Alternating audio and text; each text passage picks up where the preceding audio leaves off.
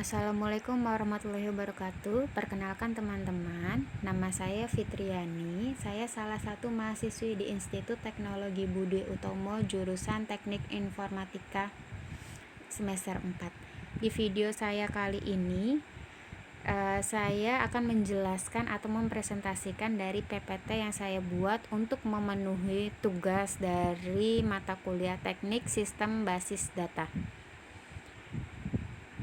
Pada PPT pertama saya akan menjelaskan tentang pengertian basis data. Sistem basis data terdiri dari dua kata. Yang pertama adalah sistem. Sistem sendiri pengertiannya adalah kumpulan komponen yang saling berhubungan dan disatukan untuk bersama-sama mencapai suatu tujuan. Sedangkan basis data adalah objek yang tidak dapat bergerak sendiri. Ia membutuhkan program atau aplikasi sebagai penggerak atau pengelolanya. Sehingga gabungan dari keduanya yaitu basis data dan aplikasi dapat menghasilkan sebuah sistem. Selanjutnya itu adalah kelebihan sistem basis data. Yang pertama, dapat meningkatkan data independen atau kemandirian data. Dapat digunakan untuk berbagai macam program aplikasi tanpa harus merubah format data yang sudah ada. Yang kedua, konsistensi data. Dilakukan dengan cara data disimpan hanya sekali dalam basis data, sehingga jika terjadi perubahan pada nilai data tersebut, maka perubahannya hanya dilakukan satu kali dan nilai baru tersebut akan tersedia untuk semua pengguna. Yang ketiga, itu meningkatkan aksesibilitas terhadap data dan respon yang lebih baik. Akibat dari integrasi data yang melewati batasan-batasan departemen dapat langsung diakses oleh pengguna. Ini berarti menyediakan sistem dengan fungsi yang lebih baik. Pengguna dapat memperoleh data yang dibutuhkan dengan cepat dengan menggunakan query language. Yang keempat itu adalah pengendalian terhadap kerangkapan data. Dilakukan dengan cara data hanya disimpan sekali. Hal ini mengurangi kerangkapan data dan mengurangi biaya untuk tempat penyimpanan. Yang kelima itu adalah meningkatkan keamanan data. Keamanan sistem basis data melindungi basis data dari pengguna yang tidak memiliki otorisasi. DBA dapat menentukan batasan-batasan pengaksesan data, misalnya dengan memberikan password dan memberi hak akses bagi pemakai. Yang keenam, memperbaiki integritas data. Integritas data mengacu pada validitas dan konsistensi dari data yang disimpan. Integritas biasanya diekspresikan dalam batasan yang merupakan aturan dan konsisten dan tidak dapat dilanggar. Jika kerangkapan data dikontrol dan kekonsistenan data dapat dijaga, maka data menjadi akurat. Yang ketujuh, data dapat dipakai secara bersama-sama. Data yang ada pada basis data menjadi milik seluruh organisasi dan dapat dipakai secara bersama-sama oleh pengguna yang berwenang pada saat bersamaan. Yang terakhir atau yang kedelapan, memperoleh lebih banyak informasi dari data yang sama. Pengguna basis data dapat memperoleh informasi selain dari informasi rutin yang dikelolanya, karena semua data lain berada dalam basis data yang sama. Dengan demikian, kebutuhan informasi selain dari informasi rutin dapat terpenuhi.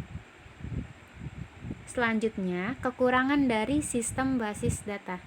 Yang pertama, kekurangannya itu adalah biaya yang tidak murah, alias biayanya sangat mahal karena menyangkut biaya-biaya untuk pembelian sekaligus perawatan hardware atau software.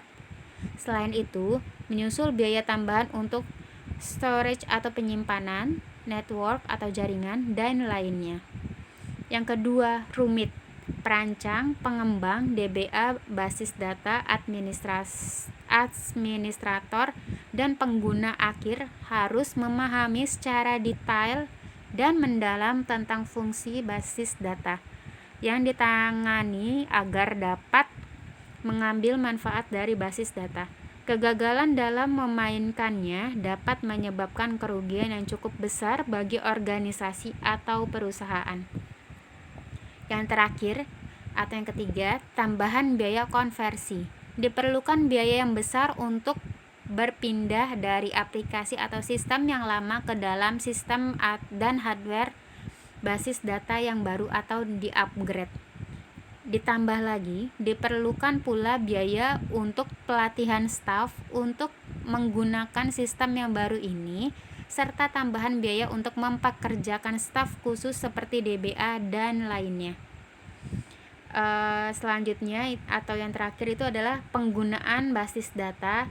Sini saya akan mengambil salah satu penggunaan dalam bidang kesehatan. Institute for Healthy Technology Transformation di sebuah perusahaan riset dan konsultasi berbasis di New York memperkirakan bahwa pada tahun 2011 industri kesehatan Amerika Serikat menghasilkan data sebesar 1.500 miliar GB. Data ini sebagian besar dihasilkan dari beberapa hal seperti persyaratan peraturan, pencatatan, hingga data-data perawatan pasien. Akibat dari hal tersebut terjadi peningkatan data yang eksponensial dan mengakibatkan pengeluaran biaya sebesar 1,2 triliun US dollar. Untuk solusi data dalam industri kesehatan, McKinsey memproyeksikan penggunaan big data di bidang kesehatan dapat mengurangi biaya pengelolaan data sebesar 300 miliar US dollar sampai dengan 500 miliar US dollar.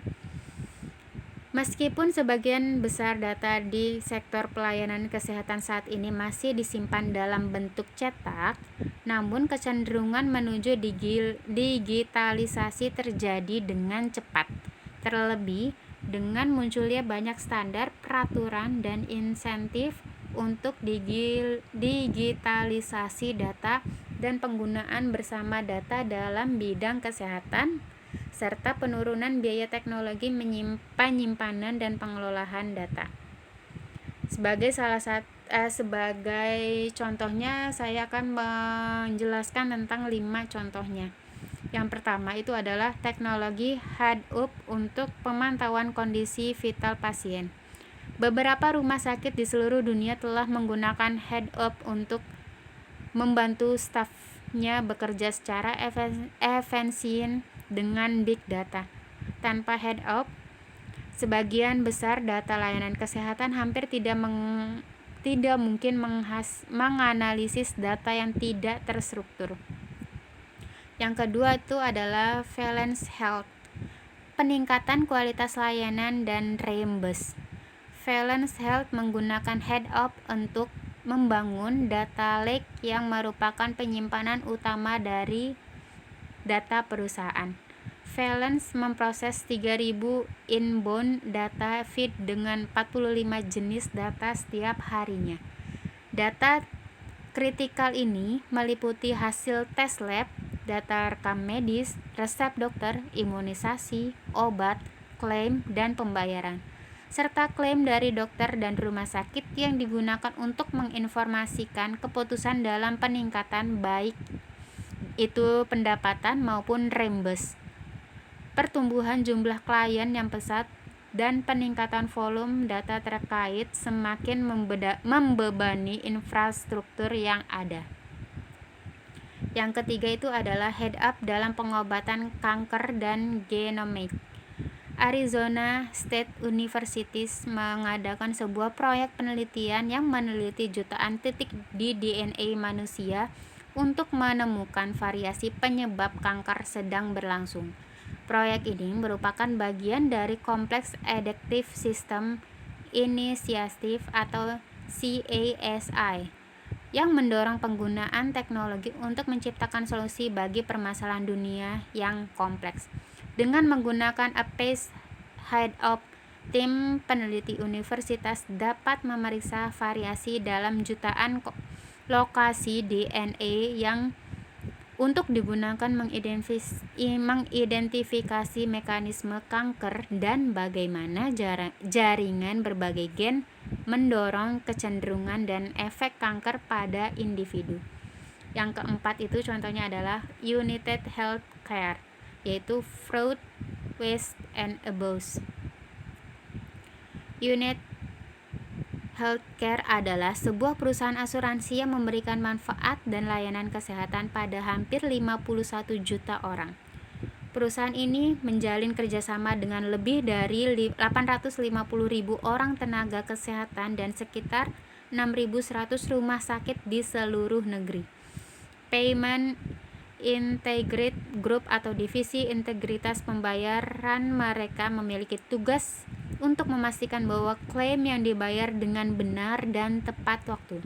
Sebelumnya, pendekatan mereka untuk mengelola lebih dari 1 juta klaim per hari atau sekitar 10 TB dalam data setiap harinya, bersifat ad hoc, sangat terikat oleh aturan, serta terhambat oleh data yang terpisah-pisah. Solusi yang diambil dari United Healthcare adalah pendekatan dual mode yang berfokus pada alokasi tabungan sekaligus menerapkan inovasi untuk terus memanfaatkan teknologi baru. Yang kelima itu adalah Liaison Technologies, Streaming System of Record for Healthcare, menyediakan solusi berbagai cloud untuk membantu organisasi dalam mengintegrasikan, mengelola, dan mengamankan data dari seluruh perusahaan. Salah satu solusi vertikal yang mereka berikan adalah untuk industri kesehatan dan life science yang harus menjawab dua tantangan. Yang pertama itu adalah memenuhi persyaratan HIPAA, dan yang kedua adalah mengatasi pertumbuhan format dan representasi data. Kesimpulan dari penggunaan basis data di bidang kesehatan adalah meningkatkan hasil pelayanan pada pasien dengan biaya yang sama atau bahkan lebih murah adalah tantangan bagi penyedia layanan kesehatan dimanapun. Meningkat di Amerika, keseluruhan biaya perawatan kesehatan meningkat sekitar 15%. Transformasi digital adalah kunci untuk mewujudkan tujuan ini. Digitalisasi, peningkatan komunikasi, dan big data analis menjadi landasan untuk mendukung usaha transformasi tersebut.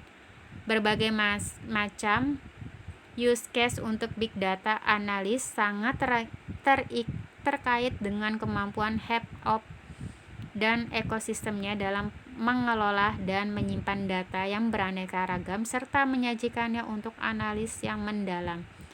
Dalam memilih platform big data, khususnya distribusi head-up, salah satu hal yang penting untuk dipertimbangkan adalah kemampuan untuk menangani berbagai macam tipe data dan sumber data yang terpisah-pisah, yaitu data klinik dalam satu silo, data farmasi di silo yang lain, data logistik, dan lain sebagainya. Platform yang dipilih hendaknya cukup fleksibel sehingga tenaga kesehatan dapat menggunakan data yang kompleks seperti catatan dokter, hasil scan, dan lainnya untuk mendukung analis terhadap pasien, bukan hanya untuk pengarsipan saja. Demikian penjelasan PPT yang saya buat, kurang lebihnya mohon maaf. Assalamualaikum warahmatullahi wabarakatuh.